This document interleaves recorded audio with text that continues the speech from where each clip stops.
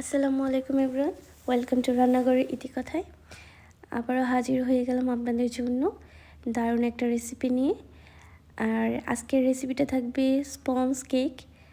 আর এই রেসিপিটা আমি 2টা ডিম দিয়ে তৈরি করে দেখাবো। তো প্রথমে আমি ডিমটা ফেটে নিব আর কুসুমটা আলাদা করে নিব। আর অবশ্যই ডিমটা রুম টেম্পারেচারে থাকতে হবে। এখন আমার এটাকে আমি 2 মিনিট ব্লেন্ড করে নেব।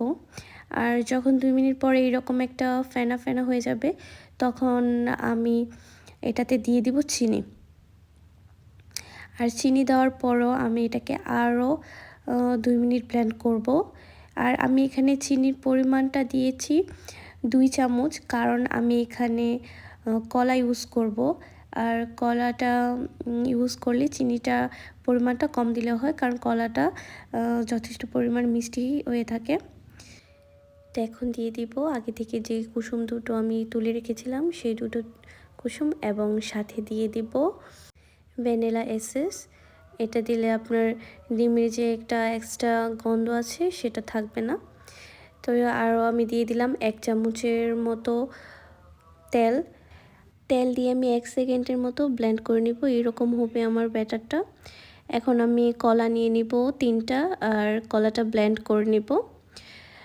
আর তৈরি করে নিব এখন আমি ময়দার মিশ্রণটা। ময়দার সাথে নিয়ে নিব 2 চামচ কর্নফ্লাওয়ার, 1 চামচ বেকিং পাউডার আর 1 চিমটি লবণ। ভালো করে মিশিয়ে নিব।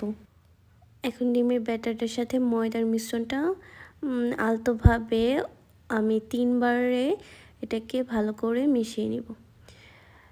আর এটা অনেক আস্তে আস্তে মিশাতে হবে, নাহলে নষ্ট হয়ে যাবে ব্যাটারটা।